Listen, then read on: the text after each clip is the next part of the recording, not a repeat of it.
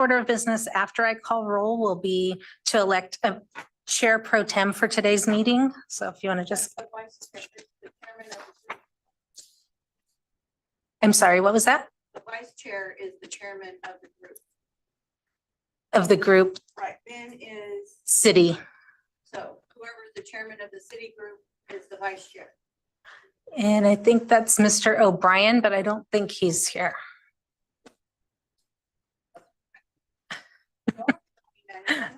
So once I take roll, then I'll open the floor for anyone who's interested to.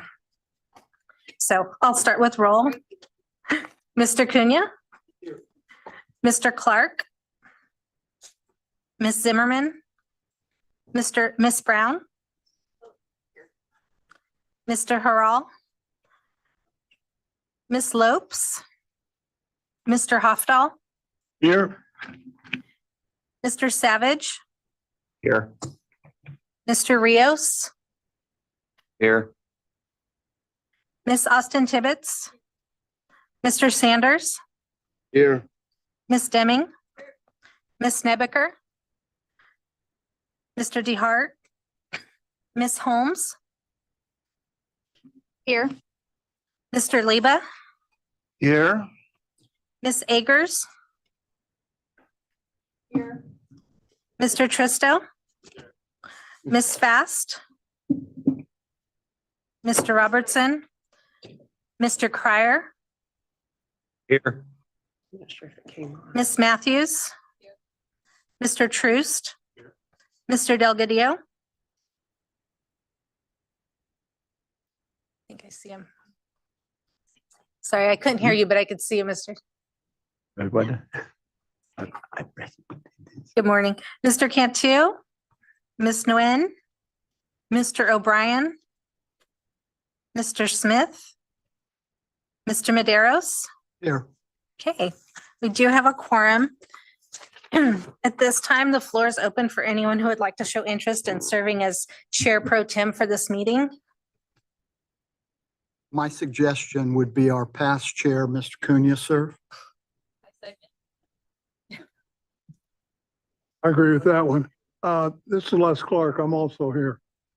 Oh, thank you, Mr. Clark. Okay, so I will take public, is there anyone else interested in? Well, it's a point of order. This is Ned Leba. Don't we have to have someone from the government serve as the chair? I am not certain on that. Let me check. Hold on one second. Trying to make it easy. This is bureaucratic work. Nothing is easy.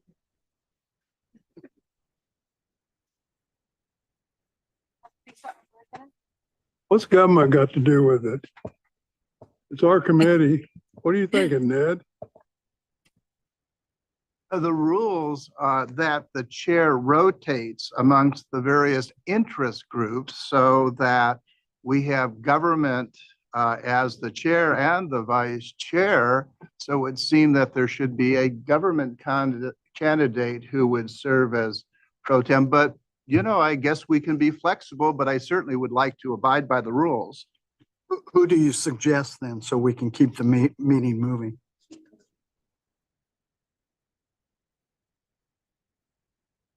Ned, This is Ned. No one from the government is willing to raise their hand and serve. I think there was a rival for Mr. Cantu before from the north or from the south. Just for, let's keep this going. Mr. Braderas, you volunteered graciously. So why don't I select Mr. Braderas to be the acting chair of this meeting so we can keep it moving forward because of my dissertations take a lot of time. So Mr. Braderas, I would elect you. And if there's a second. Second. Okay, thank you. I do have to call for public comment since we'll have to vote on that.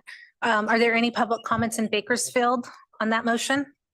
No public comment in Bakersfield. Thank you. Any public comment in Modesto on that No public comments in Modesto. Thank you. Are there any members of the public in Fresno that would like to comment on that motion?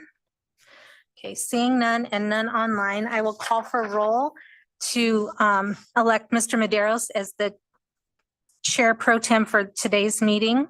Mr. Cunha? Yes. Mr. Clark?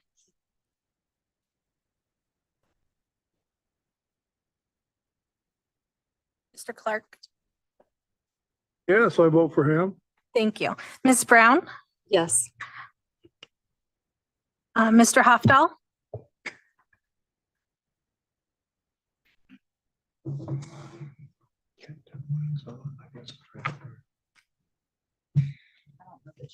Mr. Hofdahl? Is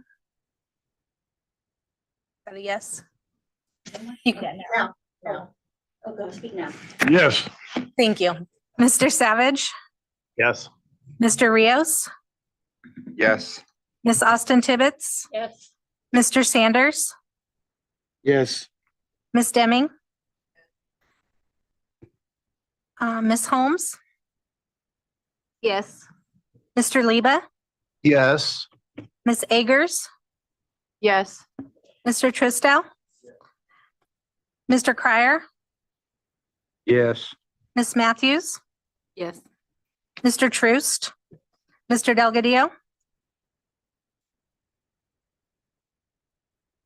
Oh, yes. Thank you. And Mr. Maderos? I guess so. Okay, through the chair, Mr. Maderos will serve as the pro tem chair for this meeting. Very good. Let's call this meeting to order. You need to, you've taken. I figured I, do you, you've taken roll. So you can go to number 4. Oh, I'm sorry, no, number. We'll proceed with the Pledge of Allegiance, and I'll ask Mr. Cunha to lead us. I pledge allegiance to the flag of the United States of America and to the republic for which it stands, one nation, under God, indivisible, with liberty and justice for all.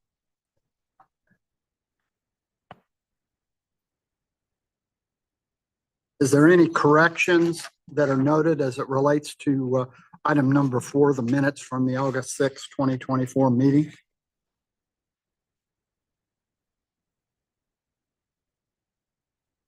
Hearing none,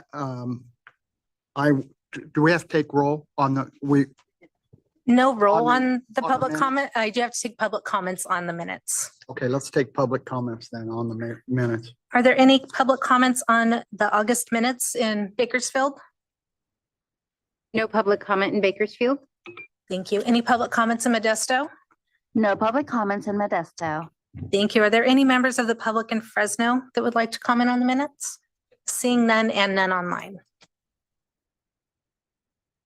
Very good. The minutes are deemed approved as a result of no corrections or public comments in relation thereto. We'll now move to item 5, the public comments. The time is, this time is made available for comments from the public on matters that are not on the agenda.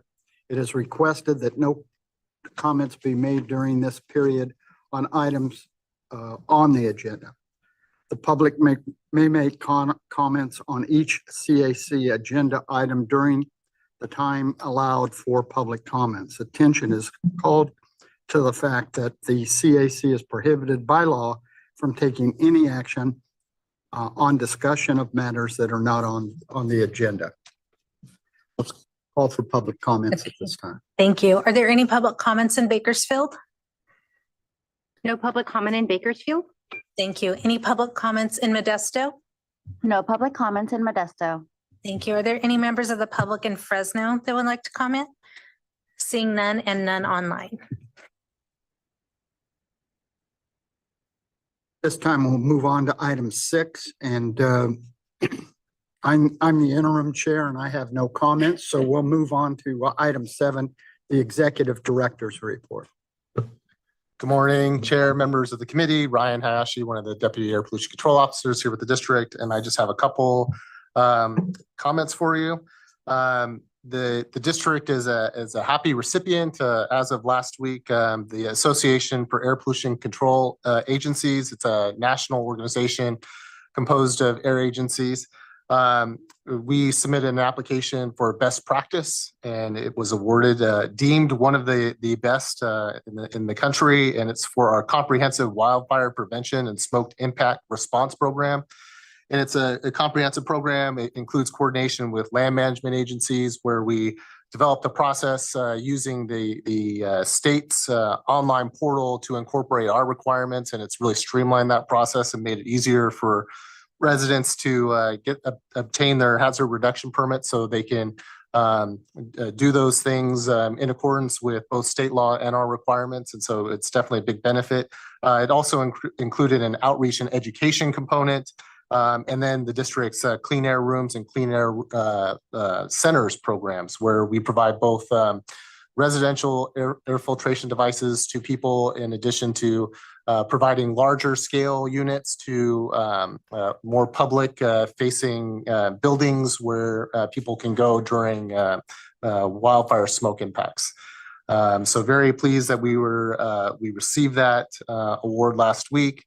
In addition to that, the district governing board study session has been scheduled. It's going to be held on November 13th and 14th. It's going to be held at the Visalia Convention Center, which is located attached to the Visalia Marriott, where there's accommodations there. The agenda has yet to be set. That's usually done during the September board meeting. And so we will have more information as that becomes available. And those are my comments, and happy to take any questions if anybody has any.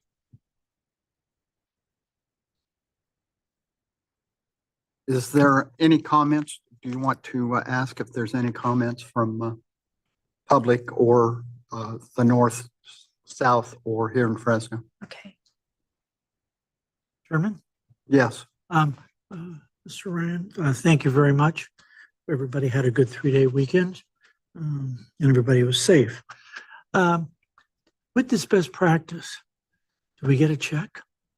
Do we get some pesos, some money, some gold year, you know? What the organization is really about is information sharing. And so what we do get the opportunity to do is help inform other people that may be looking to do something similar, and be able to provide our expertise and knowledge in those areas. Excellent. And could you send a copy of that to our state legislators, our valley legislators? What you folks do? The award, a copy of the award itself? Yeah, please Okay. send it to all of our valley legislators, especially the ones in Fresno area. Appreciate it. Again, congratulations to you, to Samir and the entire board and the staff. Yeah. I think the wildfire issue and the clean centers, I've heard a lot of positive things about the clean centers. And that's great news to hear that from even the farmers that hear from some of the people in the rural communities. So again, congratulations. I wish we would have had a nice $1 million check or something, you know, but that's okay. We'll take the educational award and flaunt that around the valley and the state legislature, maybe even to the governor. Thank you. Thanks. Are there any member comments or questions from the north? No comments in the north. Thank you. In Bakersfield, do you have any member comments or questions for Ryan?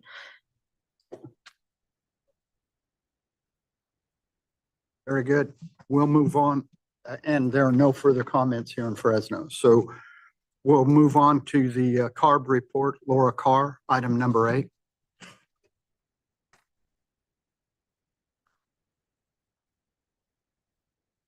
Should be coming up on Zoom right now. We'll skip 8, move on to item 9. We'll come back to 8 as soon as she's on. Update on attainment plans and rules, Emily Nealon.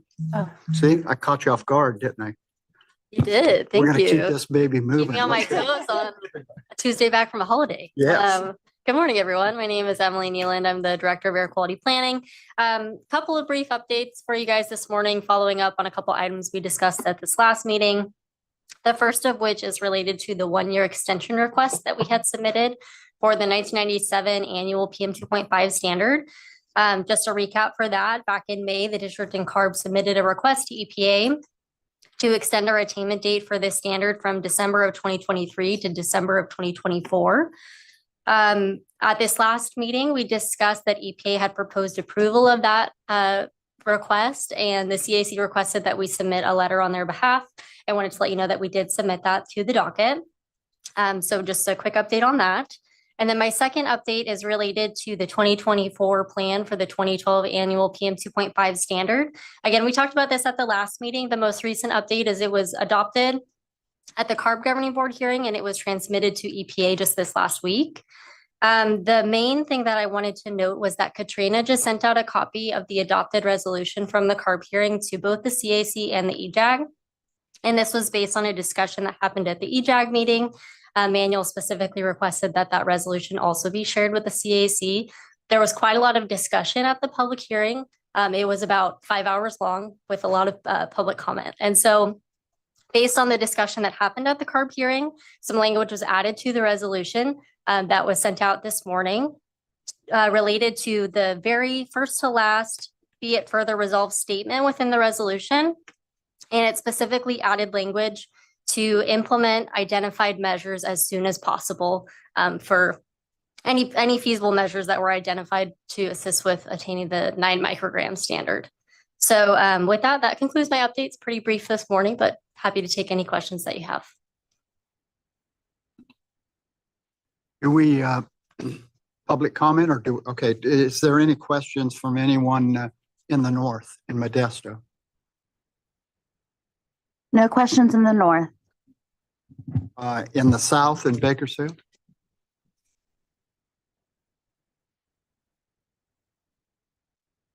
Hearing none, any here in Fresno? Yes, Mr. Cunha. Yeah, just for clarity, I'm like, at the EJAG last week, we had somewhat made a request that CARB sent the 2.5 2018-2023 plan. CARB approved on the 25th of July. It went then last week to Region 9 Yes. to be evaluated. And they have to go through the Supreme Court this time to get approved. But so in ARB submittal, there was a lot of whereases. There was a lot of confusion at the end, I think even by board and even on the direction of the staff, what they're supposed to do, Dr. Cliff. Will we be able to see a document that shows what those final whereases were added? Because I don't think, as far as the CAC or even the EJ, we have any idea what was done at the very end. Yeah, so we did send out just this morning, Katrina shared a copy of the final resolution. I'd be happy to give you a call separate to highlight the exact language that was added. It was quite minimal. Based on the discussion at the hearing, there was actually only one statement that Leanne Randolph, the chair for the CARB Governing Board, actually requested be included. All of the other discussion that was had, I think CARB is keeping as an action item list on the side. As far as what was actually added to the resolution, again, I can give you a call if you'd like to talk about it further, but for the 9 microgram standard, it's the first to last, whereas further resolved statement. And specifically, the language was already within the resolution talking about identifying further controls within the coming years for the 9 microgram standard, not for the 2012 standard. And language was added that those identified measures be pursued as soon as possible. So it was quite minimal as far as what the changes were, but we did send a copy of that out this morning. Can we get a copy of the before and the after? Yeah, or I'd also just be happy to highlight the language that was added and send No, that. I'd like to see both. I'm looking, this says it's there's the 2012 and the 2018. The 2018 is not on the list that we got today here in this meeting. So I'd kind of like to see both. Yeah, I'd be happy to send that out. As far as the resolution itself, Go ahead. that action included 2 different actions. One was approving our 2024 PM 2.5 plan. The other was CARB taking SIP credit for some reductions from agricultural incentives. So that was kind of a separate piece, but the resolution specifically, at the very end, some changes were added for the 2012 PM 2.5 standard. But yes, I'd be happy to send that. Yeah, I'd like all pieces. Okay, Thank you. sounds great. Thank you very much, Emily. Appreciate that. Thank you, Mr. Chairman. Very good. That completes item 9. Thank you very much. We'll go back to item 8, the verbal report from CARB. Laura Carr, I believe, is giving that report. Laura?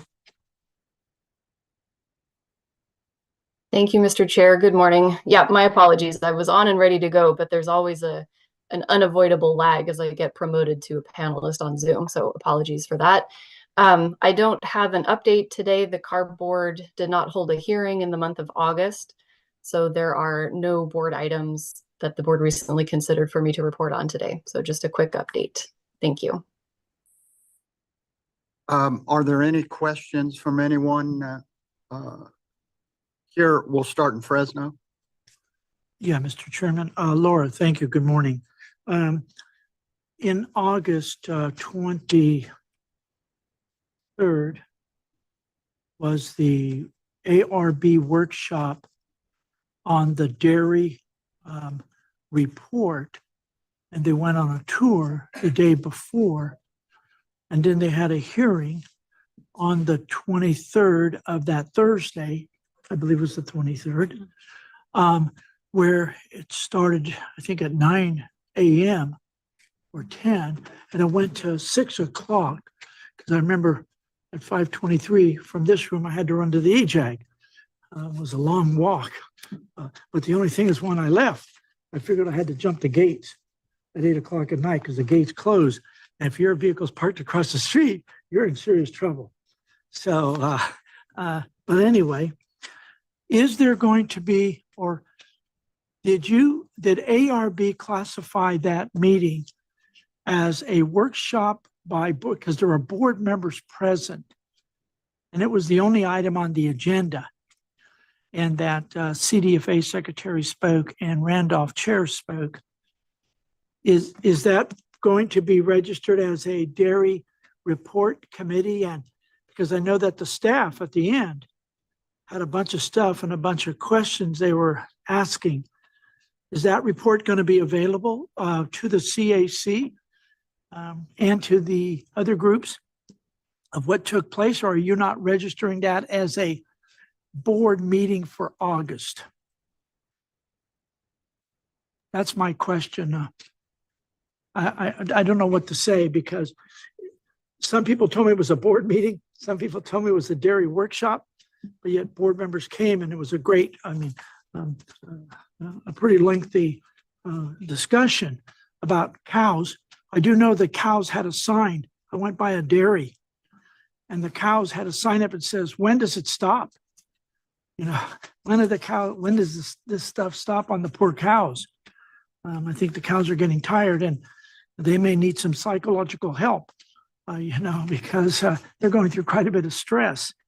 So, but that's my question. Is it a valid meeting, or was it a report that did with carbon and they're going to release or do something? I notice I see Michael on there, and maybe Michael might have some insight. So thank you, Laura. Yes, good morning. This is Michael Benjamin, Chief of the Air Quality and Planning and Science Division at CARB.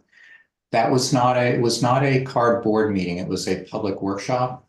There was not a quorum of the board members, and the board members in attendance were there to be able to hear and to understand the concerns raised by all of the meeting participants, but it was not a CARB board meeting. Super. Then the next question is, Michael, will we at the CAC be able to see what some of the outcomes are from that, or how is it going to work? Being it was a public workshop, and that process went through, or is it going to be? It's going to take a couple of months to get stuff together and ideas, and then they'll publish something about what they're going to be looking at and what they're going to do with these four-legged critters. I will follow up. The workshop was being held by a couple of other divisions at CARB, even though I was participating. So I will check with my colleagues, and then I will circle back and we will convey that information back as soon as possible to the CAC. through the board clerk. Through Katrina. So we'll let you know as soon as possible. Thank you very much. Thank you, Mr. Chairman. Are there, before we leave this item, are there any questions from the north? Modesto? I have a question. I'm not sure if this is the time to ask, but I had somebody reach out to me asking to see, and I don't know if CARB has heard anything, if there's going to be any pushback on the advanced clean fleets with the two major fires that we've recently had with the vehicle fires with the batteries. I believe there were some legislators that were supposed to be sending a letter to Mr. Newsom, and I don't know if this would be the time to ask that question, if there's been any talks about that.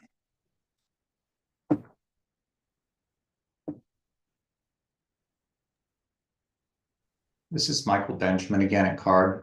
So we are aware of these types of issues that are occurring with some of the electric vehicles.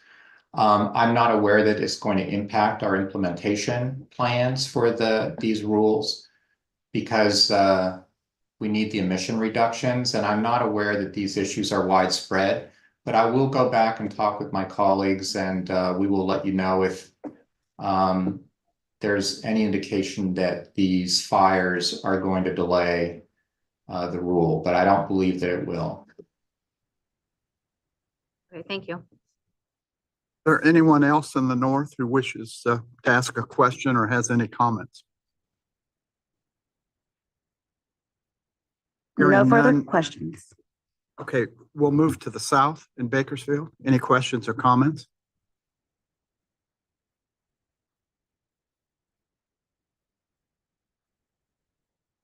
Hearing none, I did fail to ask if there was anyone else here in Fresno other than Mr. Cunha who had any questions or comments.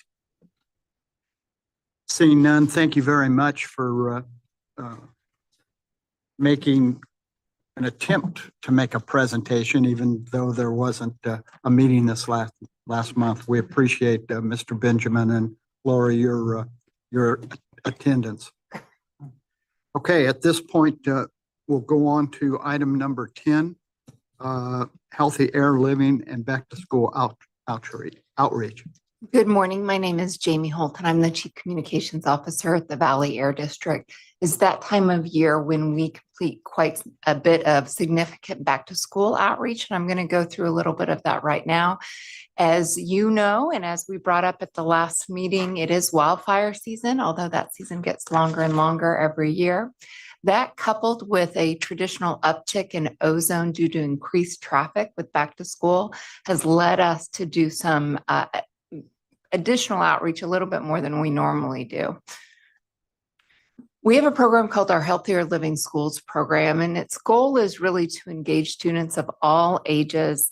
We don't mandate, but request that students modify outdoor activities to protect health when we do have these episodes of poor air quality. And in recent years, it's really been when we have the smoke come down from the wildfires and hit the valley floor. Sometimes it's also up in our Foothill Mountain communities. We request really that schools keep kids inside. This whole program came about because years ago we had coaches and principals that were saying to us, "You're giving us an air quality forecast for the entire day. You're going to tell us that it's going to be unhealthy for sensitive groups, the orange category, or unhealthy for everyone, the red category. But we know for a fact that it's not going to be red all day long or orange all day long. And we want to be able to get our kids out for maybe a morning football practice or maybe an evening game, maybe a morning PE or recess. We want a better understanding of what exactly is happening with air quality." The program came along, Healthier Living Schools. It replaced our air quality school flag program. If you've been around long enough, you remember that, to give students, parents, teachers, administrators, and coaches air quality information on an hourly basis, often right to their phone. We really work with that entire school community. You throw in the health community there, the nurses as well. And we really want them to understand both the challenges that we face and then also the progress that we've made. I will tell you, when I started doing this 20 years ago, we had a lot more days when we did not let kids out to play than we do now. And that's just a testament to the hard work that's been done. We also work hard to make sure that parents and families get connected through a variety of programs. Oftentimes, we might have buy-in from one end of the spectrum. That is, we might have buy-in from the school district or the school, but the parents aren't educated. Or the reverse of that. We might have buy-in from the parents and the students, but we need to do a little bit more to get the administrators, the district level staff involved. We really see students as air quality ambassadors, both of the challenges that we still have and all the good work that's been done.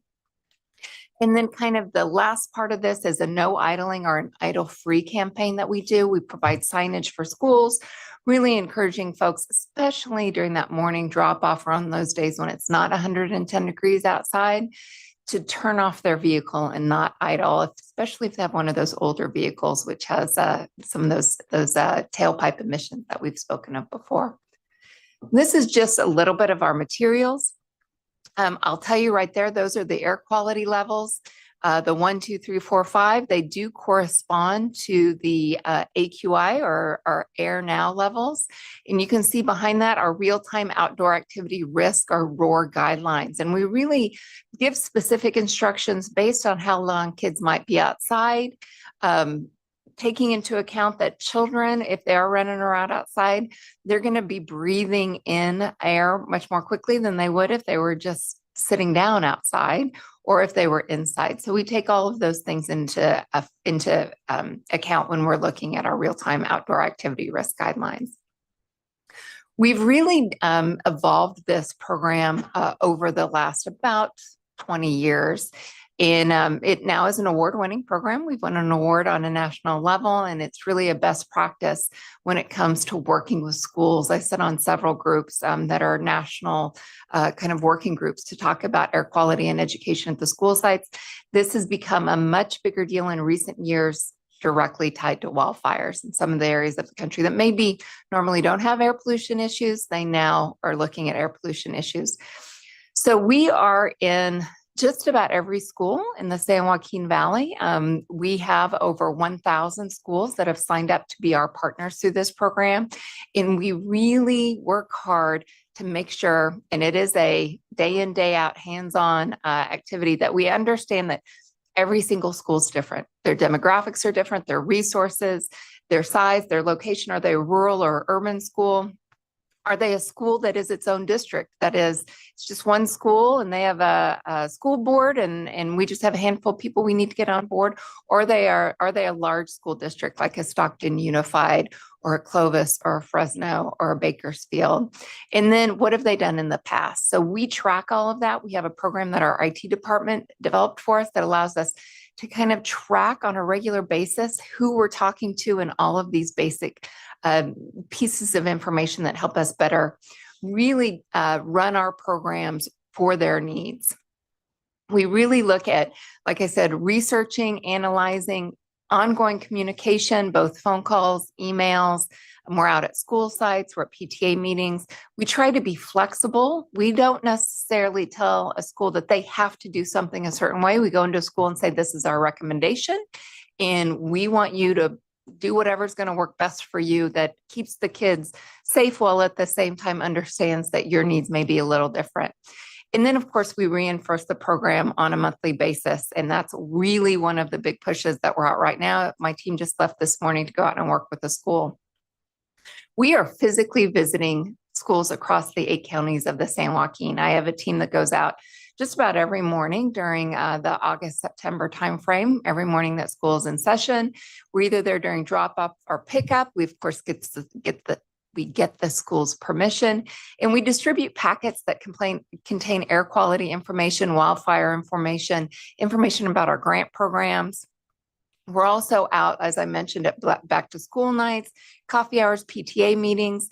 Something we're doing new with this round of outreach is we actually have a flyer that has a QR code on it. Everyone now, COVID got us all used to using a QR code. So it's a really quick 2-minute survey. We ask folks to go in and tell us, are they accessing air quality information?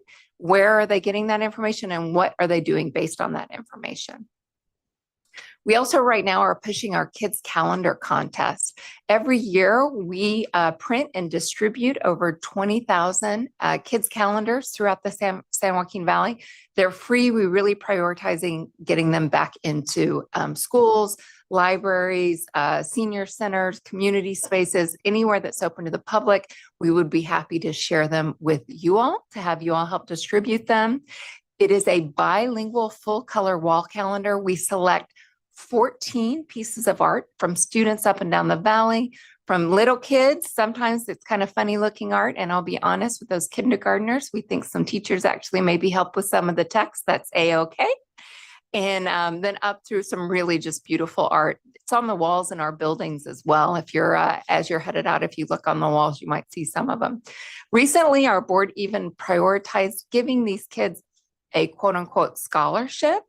That is 13 of the kids who are finalists will get a $100 scholarship. And then the student who is chosen for the cover gets a $500 scholarship. I will tell you, that's gotten our entries way up. So we're very excited about that. Basically, it's a check that we encourage parents to let the kids use on something school related. So what's next? We're always looking to increase our school participation. I will tell you, we say this around here a lot. The low-hanging fruit has been picked. The mid-range fruit has been picked. The high fruit has been picked. Now, when it comes to our school program, it's just that stuff way up there in the tippy top. We have a handful of schools that we still struggle to get on board. So we're doing everything we can to get those schools on board. We're communicating not only with schools through our in-person events, but we use tools such as Peach Jar. You might be familiar with that. That's an online tool that sends via email flyers to parents, and that's a service that we pay for, and it allows us to get to maybe some of those schools that we can't go to in person. We also have a really good relationship with our nonprofit partners, our community air program ambassadors. They're also working with our schools to get some of this information into our schools as well. We can't be at the over 1,000 schools in the Valley every year. We do try and rotate so that we're going to different schools every year. But working with our nonprofit partners has allowed us to reach even more schools than we have in the past. And then we're calling them. That's probably the best and easiest ways for us to have that contact. Who is our main contact at the school? Let's make sure that they're getting a phone call from us at least twice a year at the beginning of the school year, beginning at the first semester, beginning at the second semester. And then we're sending an email that's not a flyer, it's not a big mass email, but a more personal email to those contacts once a month. Talking about everything from wildfires, air quality awareness, no idling, to, hey, we have a grant program that could help your school with its landscape equipment. Hey, we have a grant program that could help put electric school buses on the roads. So really, we are trying to make sure that we are as flexible as we can be, that we understand the school needs, that we are really tuned in to the ever-changing staff at schools. We have a lot of staff turnover at schools, so we need to be plugged into that. And then making sure that students understand the reality of the air quality situation here in the Valley, and that's one of improvement, but continued challenges. I am happy to answer any questions that you may have on this program. Look for our staff in their little orange vests and their little navy t-shirts out at your local schools, probably through about the next month. Okay, I'll start here in Fresno. My name dropped. I think everybody knows who I am at this point. Air quality is primarily what the recommendations are to the schools. And that's what your recommendation encompasses. Does it also encompass extreme heat? I mean, it would seem like that's a factor in what we're dealing with when it's 105, 110, and I drive by it at 3 p.m. and I see football squads out there practicing. It bothers me. We don't specifically talk about heat. But when we developed those ROAR guidelines, those real-time outdoor activity risk guidelines, we aligned them with what's called the CIF, the California Interscholastic Federation's guidelines on heat advisories. So our guidelines basically line up with what they've recommended for schools. And basically, not always, but often, you're exactly right. When we do have those triple digit temperatures, we are seeing poor air quality, and they line up in such a way that you'll see that in some instances, we're not immediately saying you have to bring everyone inside. It's slow down, maybe stop the high cardiovascular activity for the day, more breaks, make sure people are staying hydrated.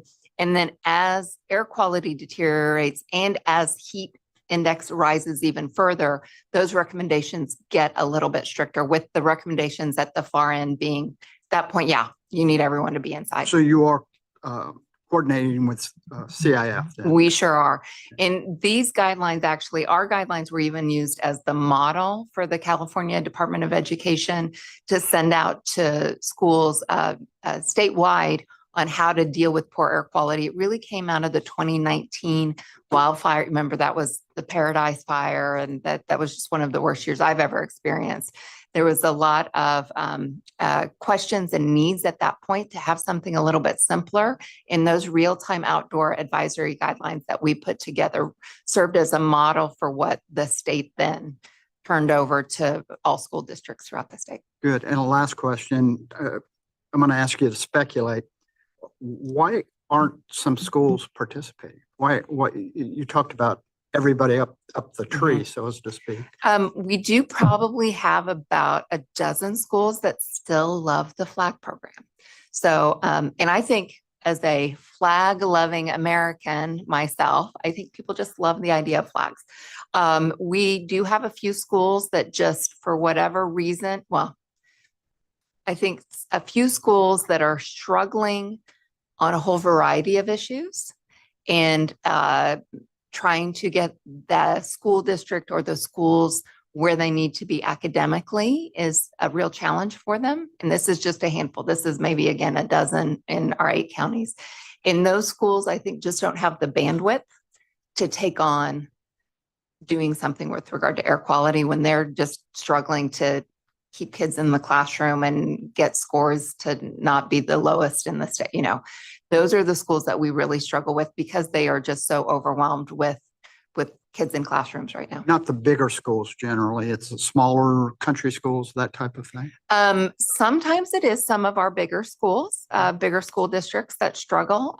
Fortunately, because there is so much traction to get those bigger schools kind of on board and up and running and where they need to be, we are seeing progress in that area. So it's usually the country schools like the flags, because they usually have a flagpole and everyone that is in a 20-mile radius likes to drive by. And then we just have a couple little pockets in the valley where the schools themselves are really struggling in just getting kind of to sit down and be in a room with them has sometimes been a struggle, just because they have so many other things going on that they need to address before they get to air quality. Thank you. Anyone else in Fresno have any comments or questions?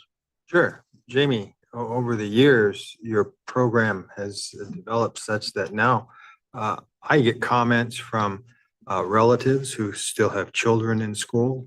They're all aware of this. Done a very good job. So kudos. Thank you. Thank you. Jamie, very good. Same as Dennis and even with Chairman. Question for you on these schools that don't have. Wait a minute, Dennis and even the chairman? You act like you're surprised that the chairman. Okay, the chair is. Go ahead, man. Well established. The question I have, and maybe this is something, financially they're stressed out on how to deal with education and learning disabilities and all the other things.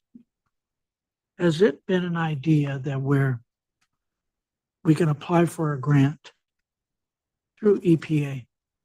It seems to be, the state's broke, so I wouldn't even ask the state, but but maybe they might have some money laying around.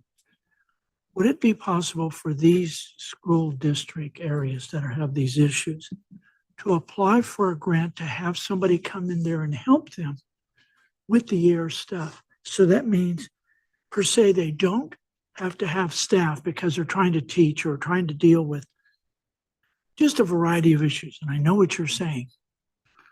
Would that be possible to where they could apply through a grant through the air district to have someone go there and help them that is being paid through this grant, but the money strictly goes for getting a human being, not a robot? Forget that noise, chunk that in the you know what, but an actual person go there for maybe a month, or maybe the grant comes you in the fall and the grant comes in the spring, let's just say, whenever it is necessary. But we would have somebody go there to help them, because to put a full-time person or put somebody, you've got all these other issues with teachers and janitors and administration and cooks and everything. So that might be something that we may go outside of the box and allow these, maybe for a $2,500, $5,000 grant for an individual. Okay, to go there and absolutely help do some of the paperwork and go to the classrooms and do those things to where it's not disrupting the normal teacher's obligation or counselors, because they're just as important as Fresno Unified or Clovis or Modesto or Bakersfield. But there's money laying around that we toss around, and we give it to electric buses, which I have a different philosophy about. Or the choo-choo train. But I think there's schools that can aid in that help. And I think we need to just go outside of the box. The phone calls and trying to reach all 1,000 schools is a heck of a challenge. And you guys have done a tremendous job from 1994, 95, when you first started, and the ribbons, the flags. And so you've done a tremendous job. So that's my comment, Mr. Chairman. And maybe there's some. I think there was a question in there too. Yeah, Are there grants? Yeah, so to through the chair, I think there are potentially opportunities, and there's a lot of federal funding available for a whole host of things, and so sometimes it's just finding ways to connect the two parties. And there's agencies out there that actually help people submit those applications, so we can look to see what's available and see if we can make those connections with some of them.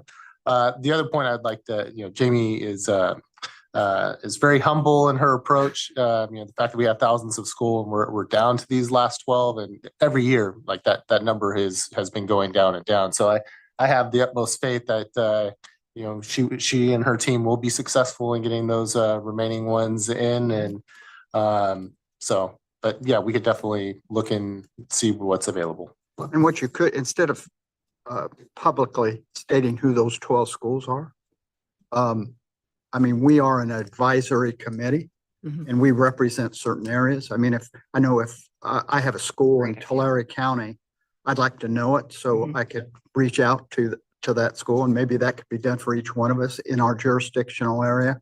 If one of these 12 schools are in that area, then let us know so we can take steps in that regard. And as far as through the chair, the idea about having a person, I will tell you one of the school districts, and I'm only going to do a call out because of how things have changed. One of the school districts that we were struggling with was actually Stockton Unified, which is a rather large school district.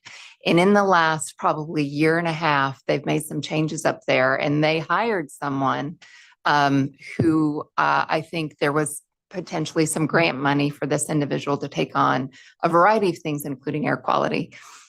And it's been a little bit of a fire hose of, can you guys come up here today? Can you be here tomorrow? We want to do this program. We want you to be involved. We want you to.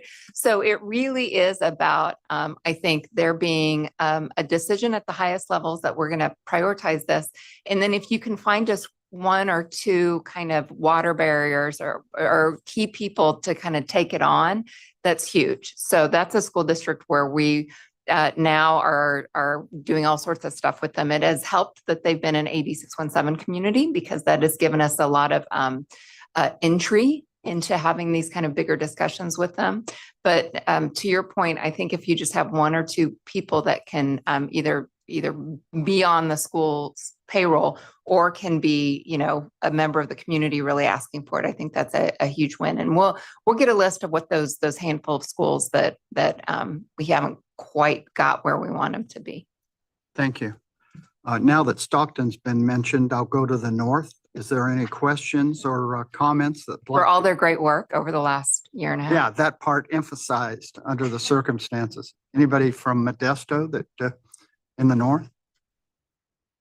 Yes, I have a couple of questions concerning the calendar program. I found it to be a very interesting and very educational especially for the young people. So as soon as I saw the ones for 2024, I got a few and passed a few around. And as soon as I received as soon as all of us received the newsletter concerning the 2025, I forwarded that one to our mayor in Merced, and I asked him to forward that to the superintendent of Merced County Public Schools. And he replied back to me, Jose, I did it. My question is, what about the private schools? Who notifies the private school, not only on the calendar, but also on the health they're living? We do. So I should have said, we do not differentiate public versus private school when we're doing our program. That's actually something that one of the CAC members here in the central region really got us to step our game up maybe, oh goodness, 10 years ago. And Mr. Cunha really made sure. It was Mr. Cunha? That's surprising. I know. That we reached out to really all the schools. So public, private, continuation. We don't reach out to adult schools. Adult schools and universities and colleges, we treat a little bit differently. They're kind of in a different arm of outreach than it's kind of K through 12, but we are reaching out to them. They are on our list of schools. I will tell you, we have to keep really careful with those too, because there's a lot of, I just call them homeschools or homeschool communities that are very active in our program. But they may not be as obvious a choice or as obvious a school, because it might be a group of, you know, maybe 12 different families, and they consider themselves to be a homeschool community, and they may only get together once or twice a month for some type of outing or some type of educational endeavor. But we actually see quite a few entries from our homeschool community. I think the freedom that they have to kind of run the curriculum a little bit differently allows them to do some of this stuff, I think, a little bit easier than maybe our public schools do. Okay, thank you very much. Anyone else from the north? Seeing none, is there anyone in Bakersfield in the south that wishes to ask a question or make a comment? Yeah, through the chair, this is Les Clark. You know, Yes, it Mr. seems, Clark. as far as notification of schools, the best way to do that is to actually approach the school board itself and make a presentation if you're having concerns with the communication within the school district. So that would be my suggestion. The other thing that I'd ask on this goal and objectives of health, you know, that you presented in your slide, Jamie, says deliver air quality information to parents, teachers, and students. How do you deliver that to students? How's that work? We use a variety of methods to get air quality information to students. The one that's going on probably right now as we speak is when my team is actually physically out at a school, talking with parents and students at the same time as they're during drop off and pickup. We will do a presentation for any grade at any level. I invite some of my colleagues that are maybe still here in the back to sometimes do presentations if it's kind of 8th or higher. We have lots of interactive activities for the younger kids as well.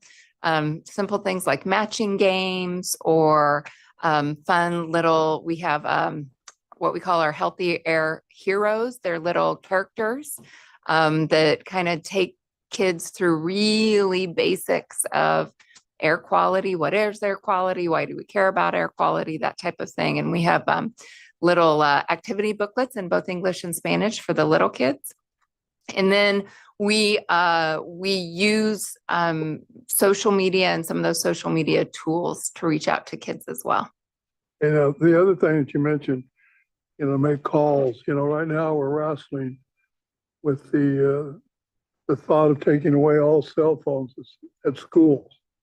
I don't think that that's what you meant, that type of communication, is it? Because the state's even asking us as school board members to adopt regulations that will take away all the phones. So the communication through that process is not going to work. And then I'll sign off with this. Being a school board member for several years, whether it's a high school, that'd be 9 through 12, or grammar school, K through 8. Biggest complaint we get as board members is not being able to go out and play recess. That's from the kids. And also not necessarily the coaches, but some of the athletes too. They also have concerns with it. So if you're trying to educate a child, especially K through 4, they're more interested in recess than that. So that's an uphill battle for school board members. Thank you. You are correct. And on both counts, when I mention phone calls, those are phone calls usually to the school nurse, a school staff person, administrator, or principal. That's on the administrative side, just to continue that relationship so that the school knows that we're a resource and we're there, and that those are where the phone calls are going. You didn't say it, but I think the biggest thing is if we tell folks that high school football game can't happen, and we don't do that very often because usually by the time, by about 6 o'clock during the biggest part of the football season, air quality is usually getting a little bit better. But you're absolutely right. Parents and kids want to be outside. They want to be running around.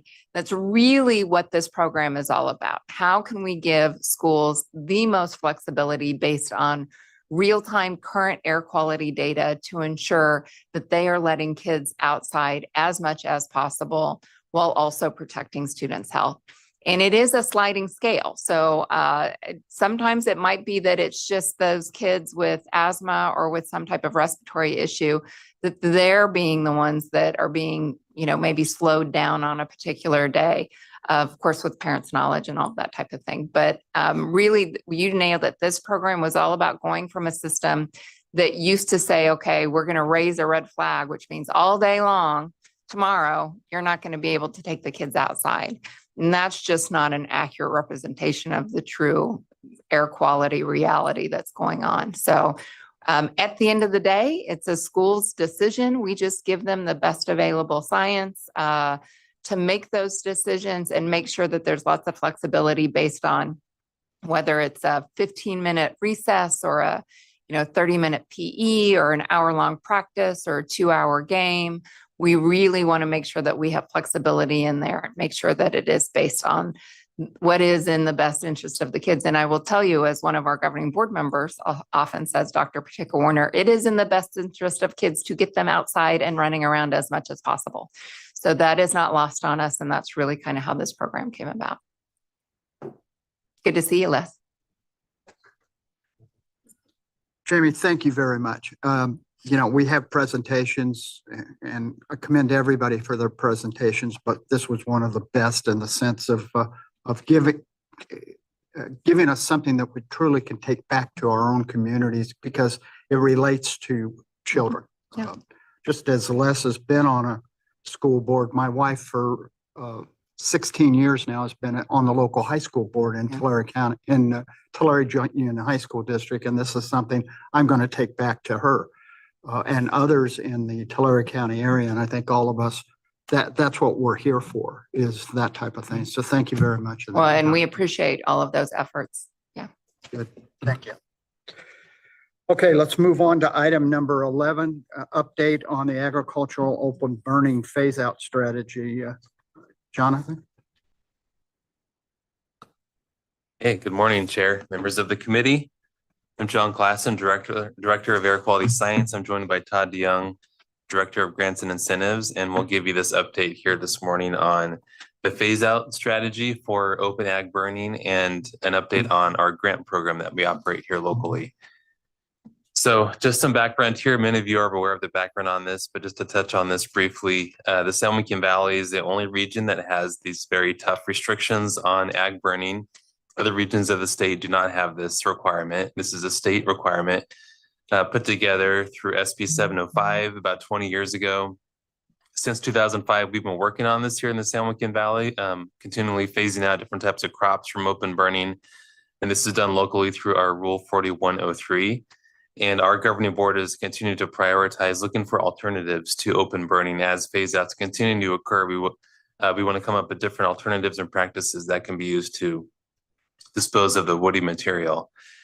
So the most recent big action that our board took, this was in June 2021, when our board here adopted and CARB also approved the final phase out strategy for this, where we're going to finally phase out the remaining crops by January 1st, 2025, which is just a few months away now. This method we came up with helped maximize the reduction of tonnage of material being open burned as this was phased out, but also thinking about the feasibility of different alternatives. We gave the smallest ag operations the most time to adjust to this, so they would be the last ones affected by this. Especially this year, the smallest operations are going to be affected by January 1st of next year. And we also wanted to provide a number of incentive options for growers to take advantage of to help cover the cost of these alternatives. So we're currently in the process of going through this. This started in 2021 and now we're in 2024. So we're a number of years into this and we're continuing to make progress. So looking at the amount of tonnage that has gone through open burning this has been reduced significantly. And I'll show a chart of this in just the next slide. But historically, we've had over 1 million tons of material being open burned annually in the past. In 2021, after our phase out process began, this got reduced to just under 500,000 tons of material. Then in 2022, it was 125,000. 2023 was another record low at 122,000. And this is working well in balance with our incentive program, where a lot more material is going through our incentive program to chip the material and go through different processes. And I'll show that in a second here. And looking at what we've seen so far in the year 2024, this is continuing to decrease compared to 2023 as the phase out process continues. So there's a lot going on with this chart here, but I'll kind of walk you through this. So on the left-hand side, you see the year 2000 on the bottom of the x-axis, and you can see its progression over time to the right-hand side. This is the total number of tons of ag material that's been open burned by year in the San Joaquin Valley with different crop types for the different colors. So you can see in the past, in the early 2000s, we annually had over 1 million tons of material being open burned. And as SB 705 got established and our phase out began, you can see this continuing to decline over time, hitting a low in 2012, 2013, which is when the drought really hit us hard. Biomass facilities started to close, which was an alternative practice for this material. And then you see these numbers increase for a number of years due to those combination of issues. We put a little box there just to the right-hand side of this that showed the year 2019 forward. This is when we launched our alternatives grant program and our phase out strategy came into play. And now you see these numbers decreasing rapidly in the last few years. And you can see that year 2024 there, that's year to date. So you can see that it's roughly less than half of what we saw in 2023. On the very right-hand side of this is the amount of tons of material that's gone through our incentive program, material being chipped and placed on the field or incorporated into the soil. And you can see this ramping up significantly over those same years, helping reduce the amount of open burning happening at the same time. So these two have a nice balance if you look at this closely. And then again, the year 2024 on this chart, this is year to date through just last week. And so we expect the 2024 number to continue to increase as the year goes on. And there are still some crops remaining that are going to be phased out by January 1st, 2025. Like I mentioned, this is for vineyard removals, orchard removals, less than 15 acres in size, and then surface harvested prunings. By January 1st of next year, they'll be completely phased out. And extensive public engagement has been really important for this over the last number of years. And this is in light of a number of challenges that we know the ag industry is facing. Drought conditions in recent years, new water requirements under SGMA has come into play. More ground could be fallowed, more material needs to be pulled out and managed and processed. The loss of the historical alternatives of the biomass plants have occurred in the last number of years, making it more challenging. Changing crop economics, we've seen some record low crop prices in recent times, making it very difficult for the ag industry. And we need to think about these things in light of trying to come up with new alternatives and support those alternatives to give to the ag industry as this phase out continues to come into place. And over the past number of years, we've worked hard to get these updates out to the ag industry, the stakeholders, and regulatory agencies involved in this. We want to make sure that the industry is aware of this. We've hosted a number of meetings to get the information out about this. We've gone to different community meetings or grower association conferences. We've been there to get the word out about how this is happening and the incentive program, how that's available to the stakeholders. We've given information to the ag commissioners, to the farm bureaus throughout the valley. Our enforcement, our compliance department also sends out what's called a compliance assistance bulletin to the internet, to mail outs, to email listservs to get information out to the affected stakeholders about what the requirements are that are forthcoming, what are the alternative practices they could take advantage of, and then of course our incentive program that can show them how they can get a lot of funding to help cover the cost of doing an alternative to open burning. So on that topic, I'll hand it over to Todd to give us some more details about the incentive program. Thanks, John. So as we've implemented the phase out of ag burning here in the valley, we've really recognized the need to develop new alternatives to deal with this agricultural waste. So based on that, back in 2018, our governing board authorized the development of the new Ag Burn Alternatives Grant Program. As John mentioned, this program provides financial incentives for growers to chip ag material for soil incorporation, land application, and what we call offsite beneficial reuse, which I'll talk about in a little bit more detail in just a moment. This program started as a pilot program, and over the years, the district has invested over $25 million in local funding for this program. And based on the success of the program back in 2021, through significant advocacy at the state level, and again, based on the success of the pilot program, the district received a $178 million grant from CARB to continue funding this program, as well as expand fleet capacity to ensure that there's enough equipment out there to deal with the chipping and the shredding of this agricultural material in lieu of burning it. So at the same time, back in August, the board improved some enhancements, which I'll talk about, to ensure that smaller ag operations throughout the valley have equitable access to this funding. So soon after the board accepted the funds in August of 2021, September 1st, we launched the newly enhanced program with this newly available state funding. Again, there was an additional focus on assisting small growers. The enhanced program has been critical to support the transition to these new alternatives, increasing the availability of this chipping equipment, and assisting in reducing the significant cost of these new alternatives. We have seen over time the cost of these new alternatives have started to come down. Since the inception, we've supported alternative practices across the valley. We've allocated more than $182 million in total funding for the alternatives to these open burning.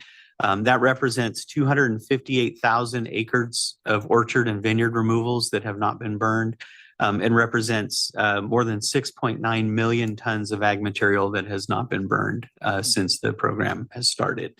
This has resulted in the reduction over 13,000 tons of NOx, over 25,000 tons of particulate matter, and 21,000 tons of VOCs.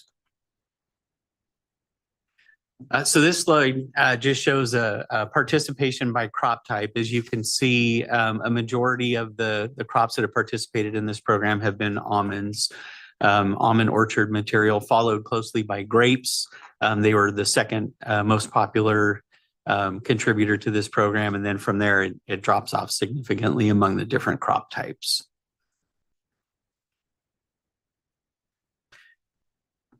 And so soil incorporation, as you can see, has been far and away the most popular choice of participants in the program.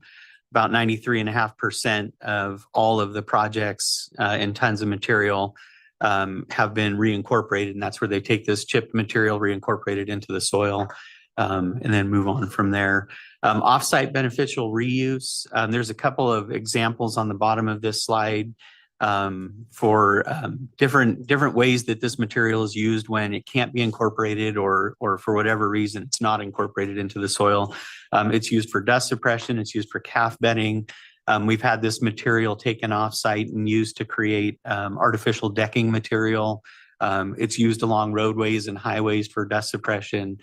So just a wide variety of different uses of that material. And then land application and then air curtain burners make up a much smaller percentage of the overall participation. So as I mentioned earlier, one of the key factors in this program has been making sure that small agricultural operations have equitable access to this funding. Back in December of 2020, our board directed that at least 30% of the funding be initially set aside for agricultural operations less than 500 acres in size. And as you can see, that top table there, about 33% of the grant funding has gone to those farms that are 500 acres or less in size. In August of 2021, to further enhance access to the program and recognize that there are some economies of scale at play in this program that small farmers cannot necessarily always take advantage of. Our board allocated an additional $100 per acre for each one of the funding categories for agricultural operations less than 100 acres in size, so the smallest of the small growers. In February of 2023, our board increased this amount to $400 per acre. And as you can see on this bottom table here, about 27% of the projects have been for those farms that are 100 acres or less in size. So it's been very popular, and we're getting those smaller growers into the program at a high rate. So as I mentioned earlier, one of the key tenets of this program is to ensure that we have enough equipment out there to handle the increased capacity for this program. As part of the $178 million state grant that we received a few years ago, 30 million of that was set aside to purchase new chipping and grinding equipment for the program. Since the launch of the program, we have implemented or funded 55 pieces of new grinding or chipping equipment, and those are all in operation throughout the valley today. Yes, sir. Through the chair, just to add on, how much of that grant money is left? Is there any left for the new equipment? That's a great question. There is no money left for new equipment. That entire 30 million had been allocated and is all used up at this point. Yeah, absolutely. Yeah. So just in terms of some next steps, we're continually evaluating the program. We're keeping our eyes open and we're researching new opportunities for innovative new alternatives. We're continuing to monitor the grant participation program levels, which remains very, very high. It's very steady. And we want to make sure that the program is always responsive to the needs of the Valley Ag community, because without the participation of the ag community, we don't have a program. And then particularly those smaller growers, we're making sure that we're outreaching to those smaller growers, that they have equal access, that there's no artificial barriers that the program presents for those smaller growers, and making sure that they are getting into the program on a high level. We're continuing to engage with the Valley Ag organizations and community-based organizations to partner on outreach efforts, and then make sure that we're seeking those opportunities to provide that outreach, and again, with that focus on those smaller growers. And then we're continuing to advocate for additional state and federal funding to support the transition.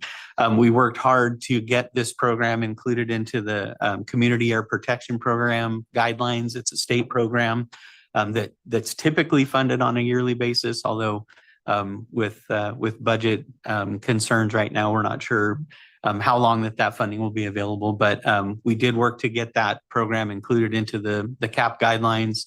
We're also working, we've submitted some applications for some federal funding, the RCPP program.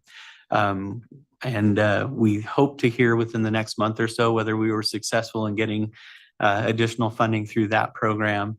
But we're always looking for additional ways to keep funding this program because we understand the critical nature of supporting the transition away from agricultural burning. So with that, we will bring it back to your committee for any questions or comments. Okay, I'm going to ask some questions real quick.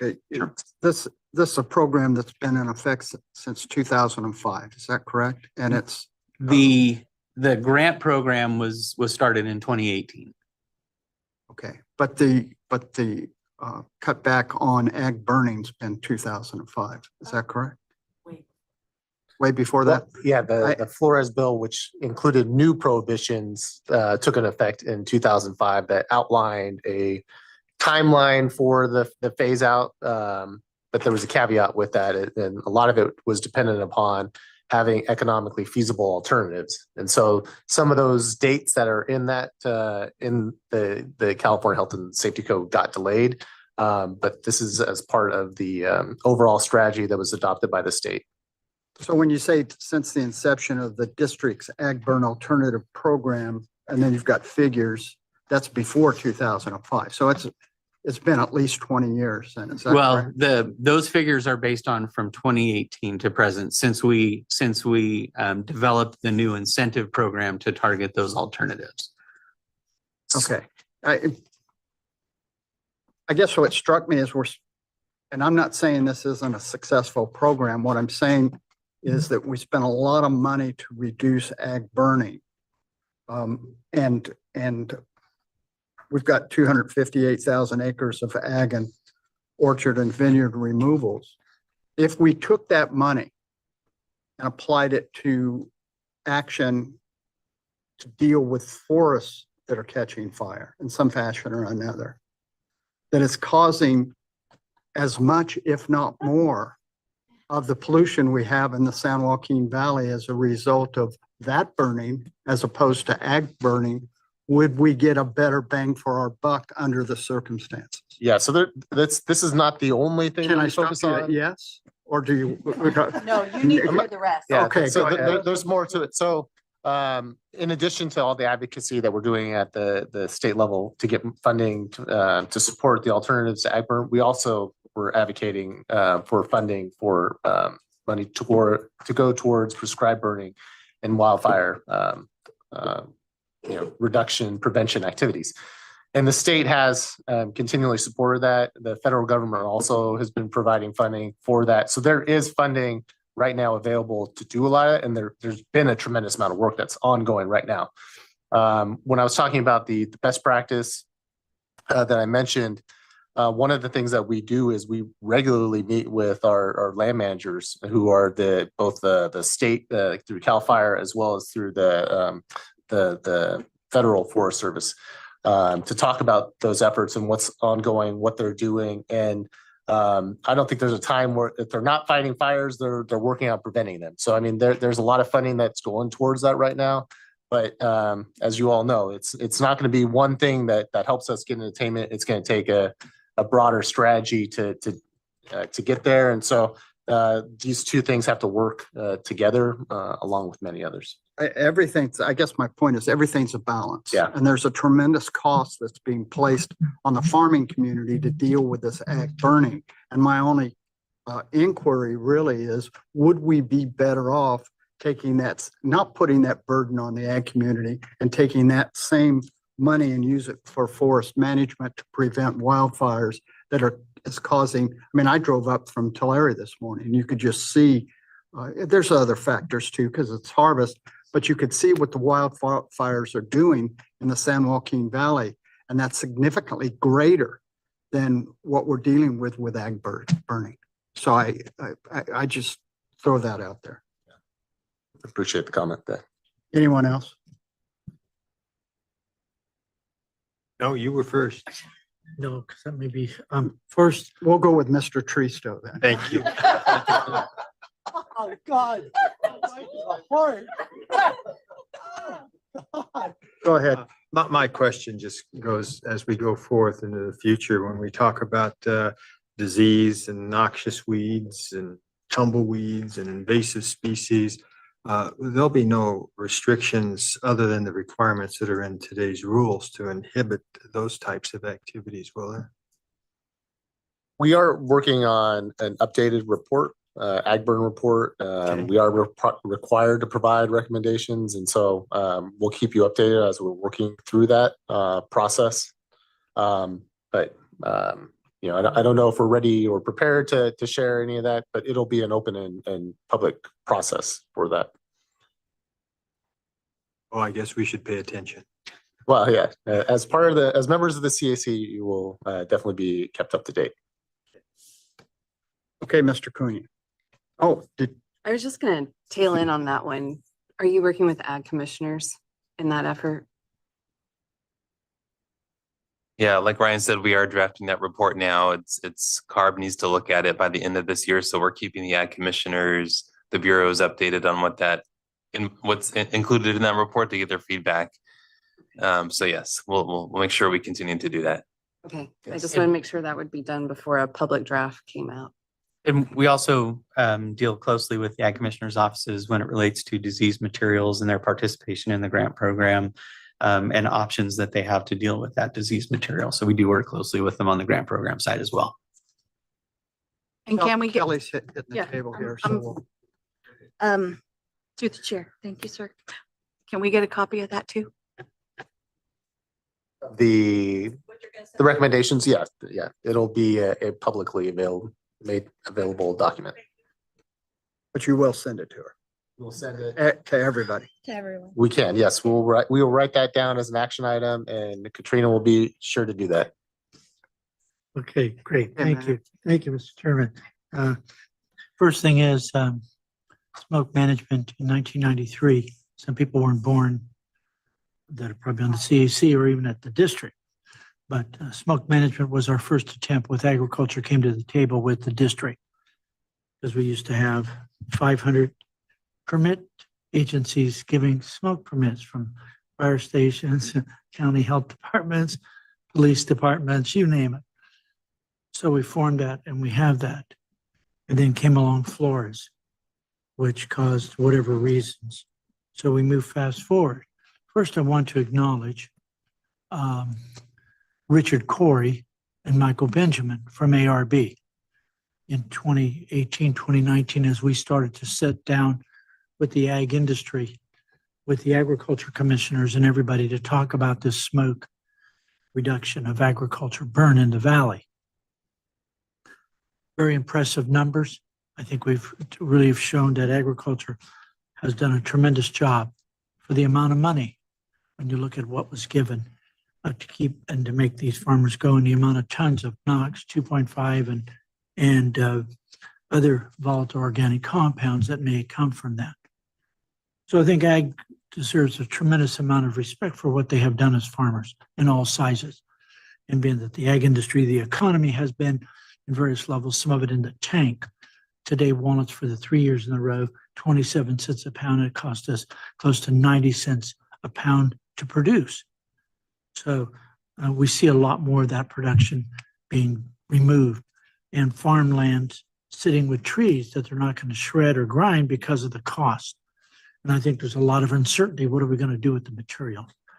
To Mr. Tristo's comment, that has been a great concern of ours since smoke management, but is to make sure that if we're going to put this land and we're going to put chips out it because of Sigma or because of other issues, that we be given the latitude of protection against the Endangered Species Act.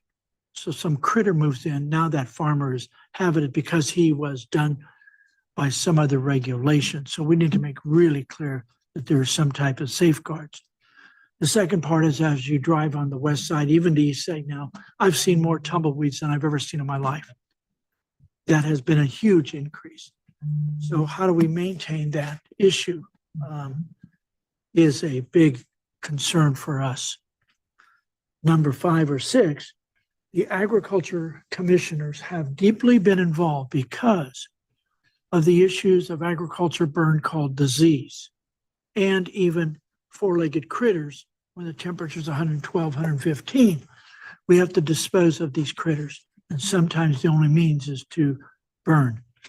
So the agriculture commissioners have been deeply involved and are being involved. And I appreciate, Ryan, your entire staff working with how to deal with a air curtain burner, or how to deal with disease, and what that farmer needs to produce to the district with the university consultants to show that this is a real, so nobody questions the farmer's integrity, the chippers, or the air curtain burner, or the district, and everybody.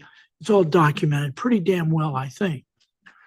But to say all of this, I do have the greatest concern, and I think this governor removed out of the 550 million in 22-23 budget for wildfires has been reduced to 300 million in this latest budget.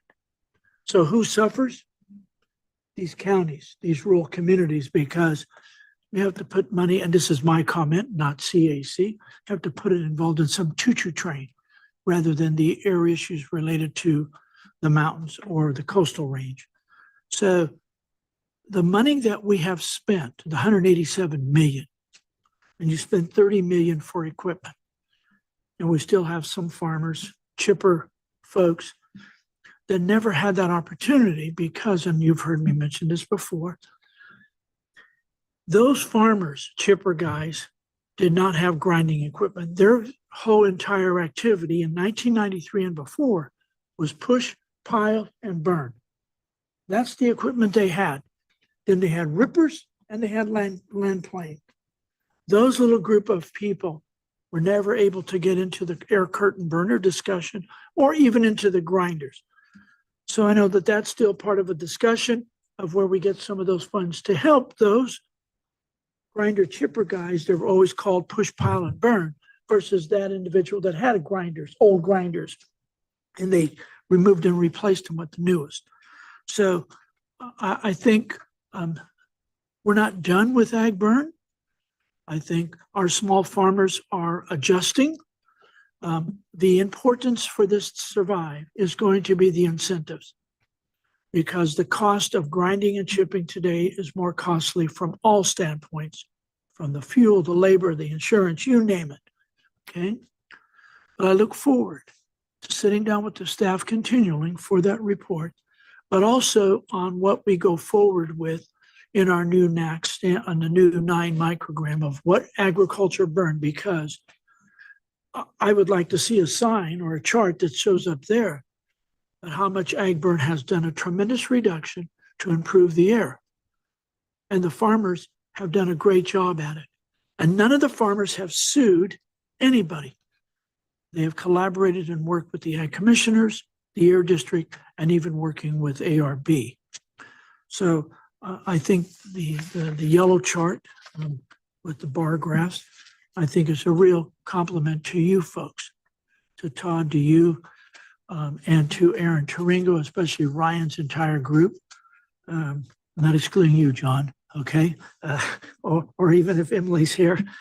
But the importance is that our farmers have stepped forward. Without the incentives, there would be no way this is possible. And especially now that we're heading into Sigma. What is that going to look like on all parts of this valley floor of trees that don't get grind up or whatever, but the neighbor trees are alive, of what diseases. So we just can't say, well, that's not our problem. We have to address those issues. Included in that is the Air District CDFA in a thing called Healthy Soils.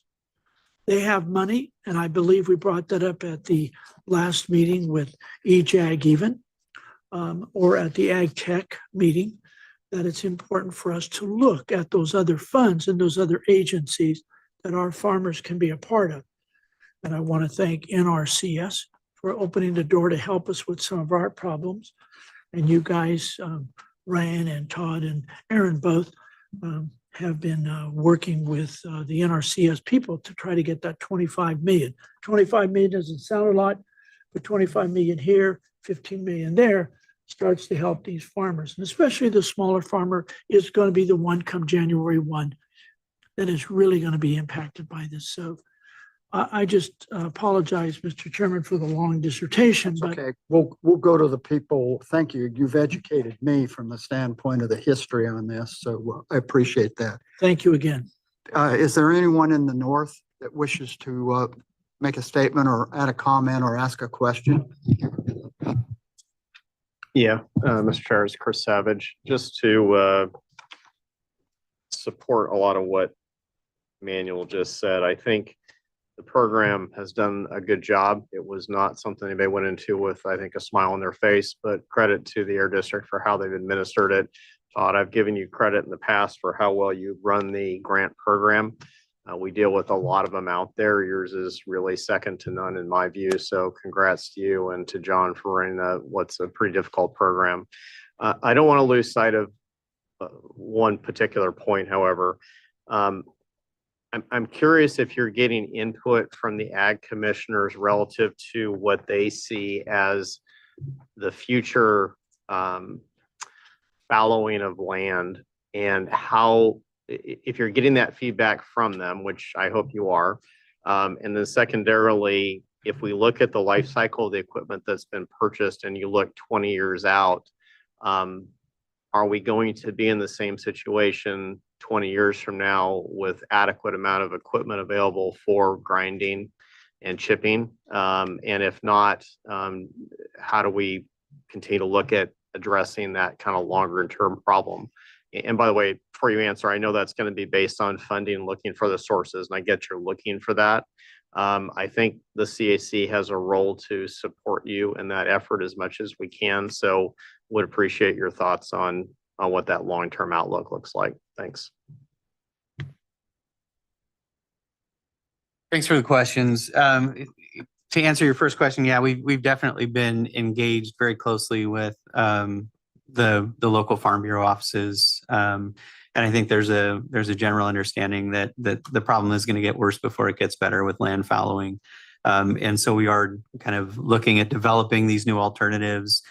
We've just recently incorporated into the grant program the opportunity for disease material to participate in the grant program that wasn't originally part of the grant program. So, and when I say disease material, the ability to use that air curtain burners to address that disease material, understanding that you don't want to incorporate disease material back into the ground and perpetuate that disease. And so we are working on strategies to address those sorts of issues. In terms of equipment, I think there's a general understanding that there is more funding that's necessary, or I should say more equipment is necessary to handle the demand out there. And you said it, we are looking for additional funding.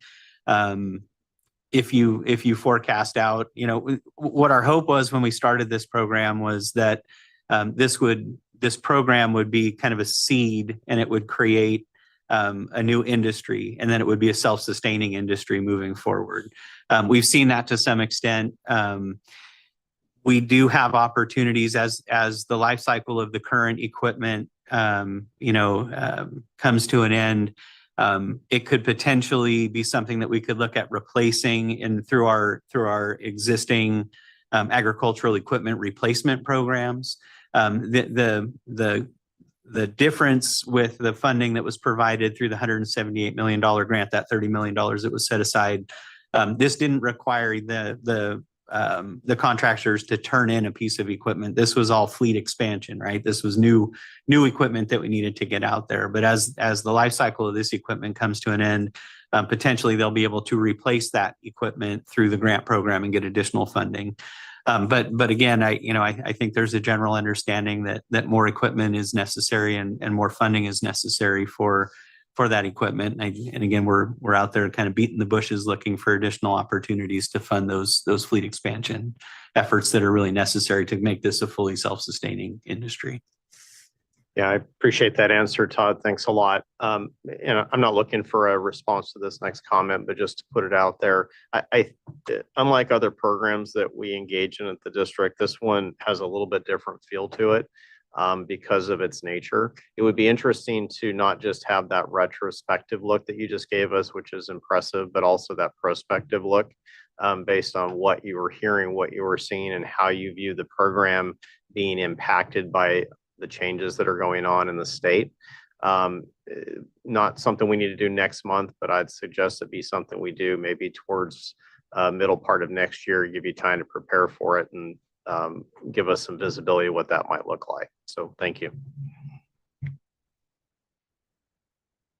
Is there anyone else in the north that wishes to ask a question or make a comment? Seeing none, we'll go to the south, to Bakersfield.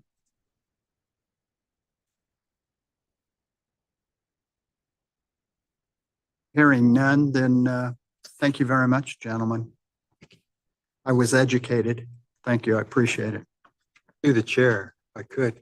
The compliance bulletins that you referenced in your report, is there one going out again in October? Okay. Yeah, we have a target date mid-October to send that out. Great. So we'll be sending it out and then also posting it to our website. Okay, we'll move to item number 12. Stephanie, the 617 implementation updates. Hello, good morning or good afternoon, everyone, depending on how you cut your time. My name is Stephanie Ng, and I'm a program manager in our Community Strategies and Resources Department. Happy to be here today to provide you all an update on AB 617 since our last meeting. We continue to meet with all 4 of our CARB selected community steering committees, or CSCs, to implement AB 617 across the whole valley. Those communities are South Central Fresno, Shafter, Stockton, and Arvin-Lamont. As you heard from Jamie's exciting update, we're ramping up back to school outreach efforts across low-income and disadvantaged communities across really the whole valley. But that does include our 4 Valley AB 617 communities. Our team is actually headed to Arvin and Lamont today, and we'll be there tomorrow as well. We're also ramping up a lot of great outreach for our vegetative barriers program for both of our Kern County communities of Arvin-Lamont and Shafter. And working, in addition to working with our community steering committee, which, as a reminder, that's made up of residents, businesses, government agencies, different community-based organizations. We've also been working a lot with different organizations in Kern County, such as the Kern County Ag Commissioner, the Kern County Farm Bureau, to do outreach on available grant funding for this program. So we definitely appreciate the partnership there. We're also excited to review some updated proposals for both of our vegetative barriers and urban greening proposals with our Stockton committee this month. So just a lot of really exciting updates that we're looking forward to working with our committees on. And those are all our district updates. Unfortunately, CARB isn't able to join us, but we will be sharing updates via email from Katrina. And with that, I'm happy to take any questions. Okay, we'll start here. Thank you very much, Stephanie. Is there any comments or questions from here in Fresno? Seeing none, I'll go to Modesto. Anybody in the north? Seeing none, we'll move to Bakersfield in the south. You got off lucky. How about that? Thank you very much. And there is, as you stated, there is no update from CARB. Is that correct? They'll be sharing their updates via email to you all. Okay, thank you very much. Thank you. Okay, let's move on to item number 13. Jamie, that is you. Outreach and communications report. Let's see if you could do as well this time as you did last time, okay? Well, a lot of what we're working on, I mentioned just a little bit earlier with regard to back to school and the kids' calendar, getting the word out about that. I will tell you, we've been doing quite a bit of outreach with regard to the coffee pot fire. That's the wildfire burning in Tulare County. And we have been getting a few calls about that. It's very much impacting those communities that are kind of our foothill communities of Tulare County, kind of the Three Rivers area. We had a little bit of a break yesterday. That weather change that came through and made Labor Day so nice also pushed a fair amount of that smoke to the east. I will tell you that will not continue through the week. We're going to have that smoke moving back down towards the west, and then of course onto the valley floor, impacting your Porterville, Visalia, Exeter, Woodlake, and then potentially even down into Kern County. So coffee pot fire, watching wildfires, wildfire activity, and then kind of gearing up for the winter. I know it seems like it's a long way off, but it's not. September's here, and with winter, our outreach turns to particulate matter, then making sure that folks understand our wood smoke reduction strategy, which includes both our curtailment levels. Those will kick in November 1st, and then also our grant program, which helps folks swap out their old wood burning device with a newer gas device, or even in some cases, just to remove a device, and we'll pay a small amount if they make their fireplace inoperable. So that's what we have going on right now. Very good. Thank you very much. It can't run off. Is there anybody that has any questions here in Fresno? Seeing none, we'll go to Modesto. Anybody in Modesto? Want to ask any follow-up questions to Jamie? She did say basically the last thing, so I guess you could go back if you really wanted to, but hopefully not. Seeing none, we'll go to Bakersfield. Hearing none from Bakersfield, you're done. Thank you very much. You did a great job. Okay, we'll go to item number 14, CAC member comments or any future agenda items that are requested. We'll start here in Fresno. Anybody? Sure, through the chair. Go ahead. I'd like to thank the district for reserving some parking spots up here for us today. It is greatly appreciated. Well, it does say board members, which is somewhat confusing, but I assume that meant us. Yeah, okay. Go ahead, Mr. Cunha. And I'm targeting 11:45, Mr. Cunha, for us to get out of here. So You've done extremely well, Mr. Chairman. You just really. and Ned is really echoing that. So go ahead. First thing is, I'd like to also, this morning was brought up about the discussion of the electric mandate by the governor's staff by 2035 and the governor. There is a lot of concern about the electric truck discussion because of the fires and the potential fires, and how once a fire starts, you really don't have control of it other than putting a lot of fire trucks. I think the Placerville fire was the greatest example. We had fires going on in the hills, and yet we had to deploy something like 30 different fire trucks to keep that truck under control. So I hope that CARB does pay attention to the issues confronting these electrification of these large vehicles. I do know that a group called the Sustainability Coalition has forwarded and is forwarding a letter to the governor from over 200 different individuals, from unions, blue collar workers, to warehouses, to trucking, agriculture, just a variety of folks, stating the problems they're having with these electrification of these trucks. But also to let the CAC know is that CARB is now attempting to go from the 14,000 pound truck down to the 8,500 pound truck, which refers to a 3/4 ton vehicle. Number two is that CARB is also doing an off-road workshop on a thing called the Tier 5 engine for off-road equipment, not knowing if it's a 0.002 or 0.09 grams, but that is for the off-road equipment. I have great concerns because people were said one time that Tier 4 was going to be the end, and the diesel was going to stay where it's at, the most cleanest diesel trucks. Manufacturers are not going to produce a Tier 5 engine only for California. It ain't going to happen. So what happens to our industry called construction, agriculture? We get, the industry gets hammered the worst of all.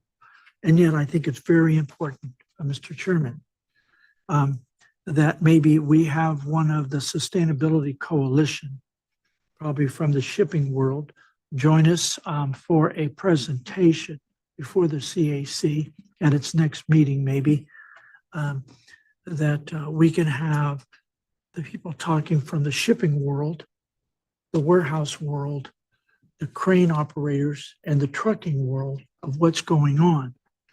Because it is going to have a huge impact on my industry called agriculture and those of you that are related to it all around. But it is something that has been bothering many of us, and especially the farmers. Even this weekend, I had farmers concerned about that they had heard that the new Tier 5 engine, and I understand the new Tier 5 engine is something like $500,000. So it's your request to have that as an agenda item at the next meeting? Yeah, Do we have any objection from anybody to add that, and is that possible? Council, are we okay with such, there she's gone, but Ryan, do you know? Yeah, we will communicate that to CARB and let them know. Is there anyone in Modesto that has any objection? None? Anybody in Bakersfield have any objection? I think we have a consensus to add that if it's possible at the next meeting. If that's not possible, the one after that. Yeah, so specifically on the off-road. It's on the, well, I think the question would be off-road, but also to have a presentation by the Sustainability Coalition that represents most of the entire state, from the top of the mountain range to the water line and even out.